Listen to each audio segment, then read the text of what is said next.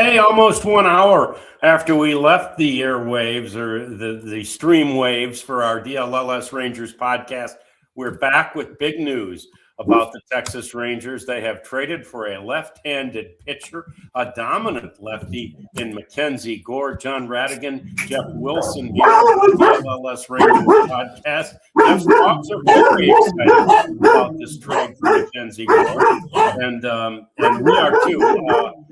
They gave up 5 prospects, though, Jeff, and there is some draft capital going the other way. These deals don't come cheap. I don't know the Amazon guy had the show right now. All right, Jeff's going to go take care of the dogs, and we'll tell you that, foremost among the guys that the Rangers traded away are last year's number one pick for the Rangers, who was number 12 overall, the shortstop out of California, Gavin Feen. But then in addition to that, you've got, the others that were is a 5-player deal. And so you've got Abby Ortiz, the 23-year-old from who had been at AAA last year, Devin Fitzgerald, who was at Class A, Jeremy Cabrera, a 20-year-old who was a Class A outfielder last year. So particularly in the case of Feen, a first rounder, and Ortiz, who had begun to really open some eyes in the organization and made it all the way to AAA, Jeff. Again, like you say, and you have to give something to get something. And in the case of MacKenzie Gore, the Rangers got a lot.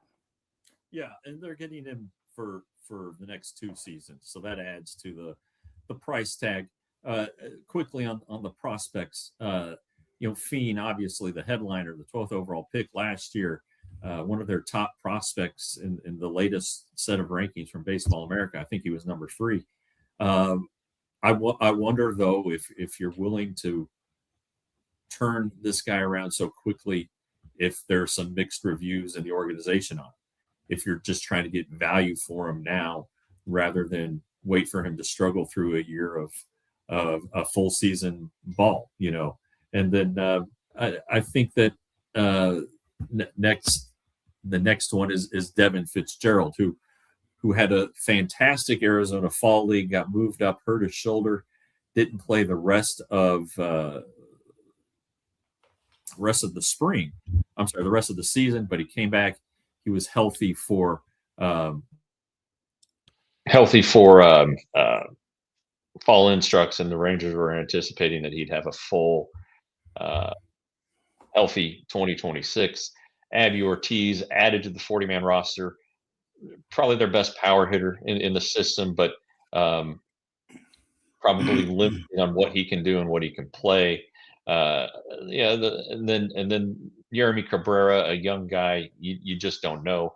And Alejandro Rosario, the one that probably hurts me the most personally, because I love the kid, but he's not going to pitch this year.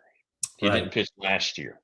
There's something underlying that neither the club nor his agent Scott Boras are willing to talk about yet, and the player's not willing to talk about yet either.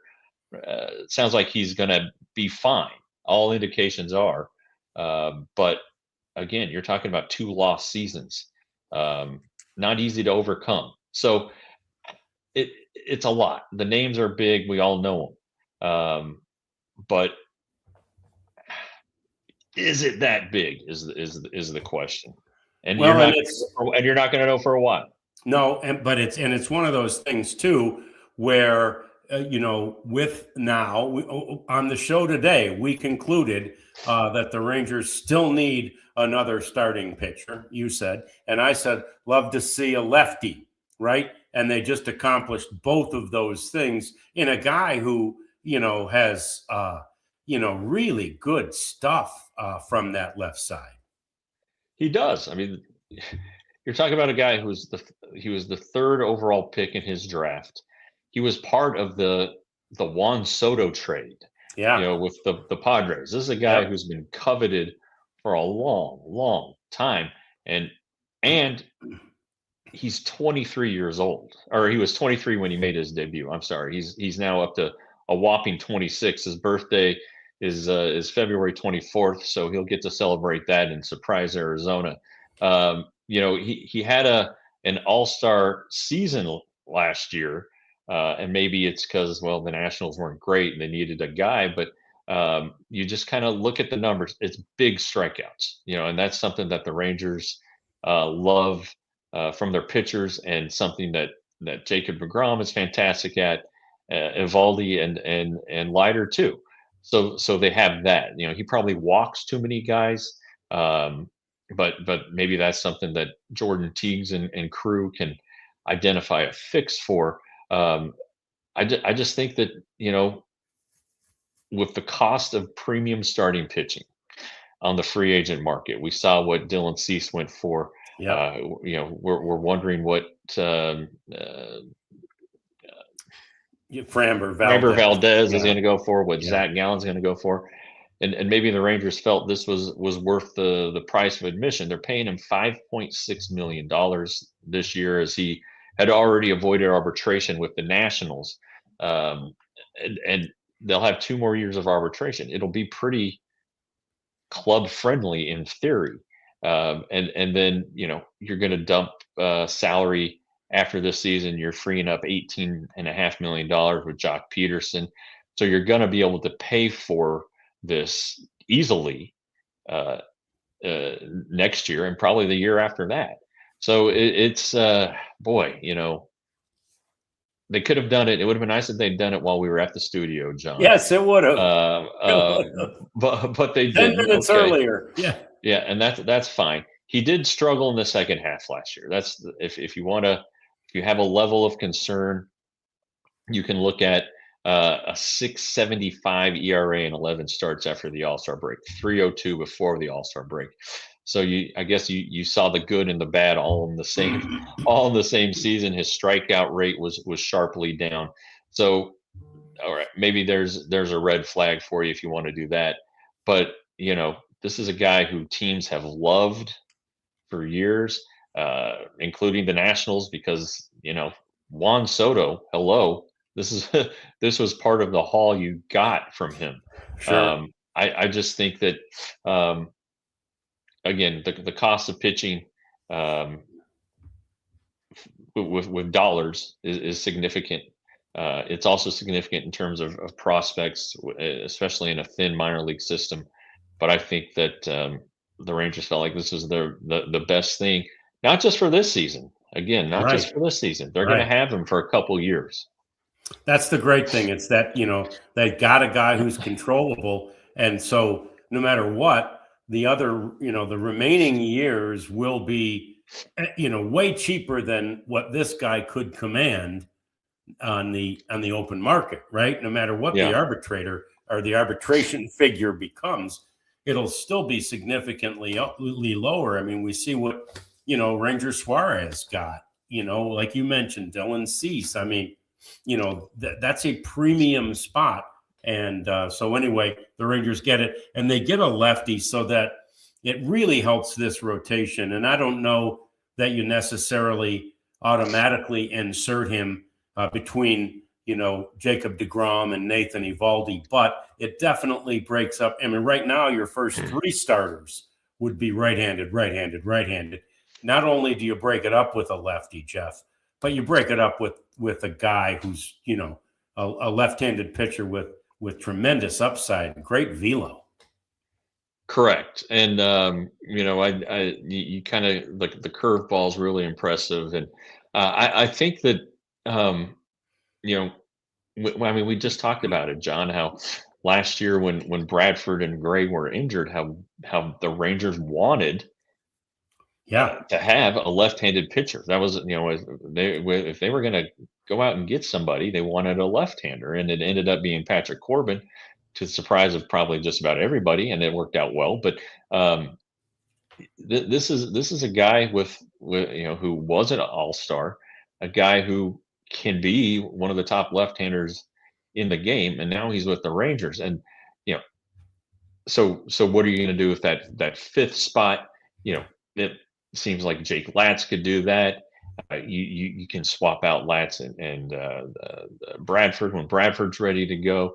That would add depth then into your rotation and your bullpen, as you know, Latz likely would end up going into the bullpen, and then somebody would have to go to AAA to provide depth and just, you know, be on call. And you still have like you know, Tyler Alexander, who started games, Sure. and that's probably something that we shouldn't forget. I'm not saying he's gonna, you know, give you 6 innings every time he pitches, because most of his work's going to be in the bullpen. But he's a swing guy, and so Yeah. you're going to have 2 swing guys down there in the bullpen. And I just, you know, this is the depth that the Rangers have said they badly needed, and they weren't wrong. But I'm pretty surprised that they were able to get a pitcher of Gore's standing, his capabilities, his talent, but then also, um, you know, giving up what they gave up uh, with the farm system such that it is. You're giving up probably 2 top 10 prospects in Fitzgerald and Fiend. Alejandro Rosario last year was the number 3 prospect in the organization, and number, like, you know, in the top 100 in in baseball. Abby, seemed to be, you know, gaining more and more support. Left-handed power hitting first baseman, and then Yeremy Cabrera, jury's still out on that one. I just think that the Rangers have put a dent in their talent pool, in the farm system. But again, I think when you really look at it, you can ask yourself some questions. You know, again, do they feel like they early on that they missed on Fiend, or he's going to be a miss? Try to get value for him now. The medical uncertainty with Rosario as far as his health, you know, and when he comes back, I think he'd almost be ready to, you know, for the Rule 5 draft, you know. Right.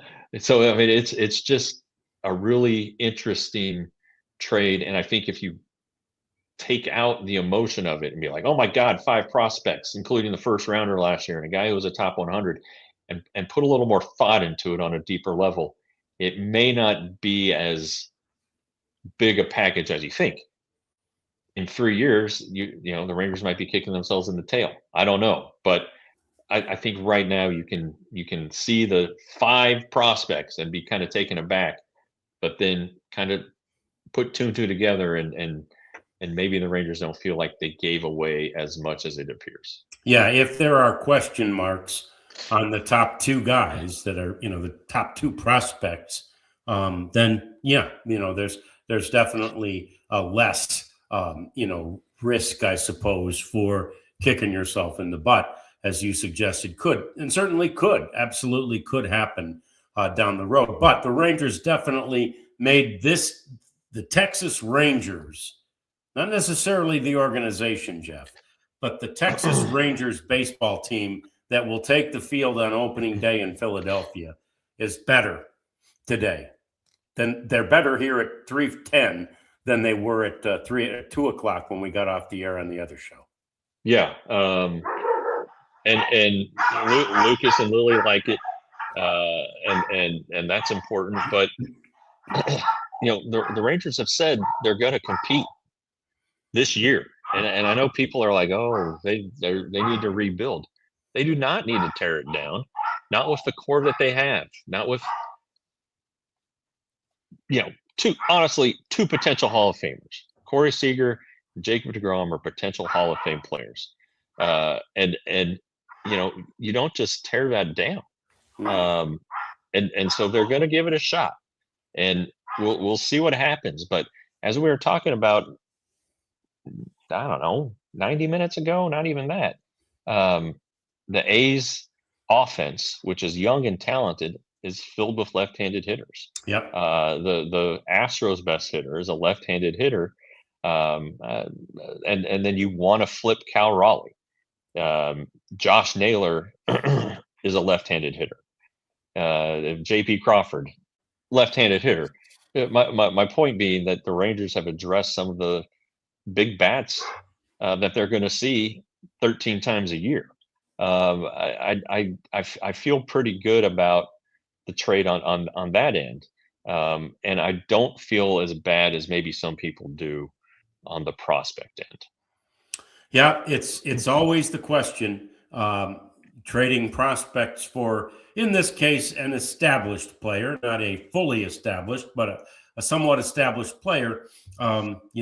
What's the upside? I think the fact that the Rangers did get a controllable player, and so it's I mean, usually you don't call it a rental when it's a full year, but it's more than that actually. So it's not a rental, right? This is a guy who the Rangers have control over, and who they will, Jeff, I think, continue to develop. Right? I mean, as good as he's been, you mentioned his back half of the season last year, not great, but as good as he's been, there's more in there, and Jordan Teagues and the rest of the pitching team, the coaching team for the pitchers, is going to do whatever they can to get him to be the absolute best that he can be. Yeah, and pitchers are allowed to get better.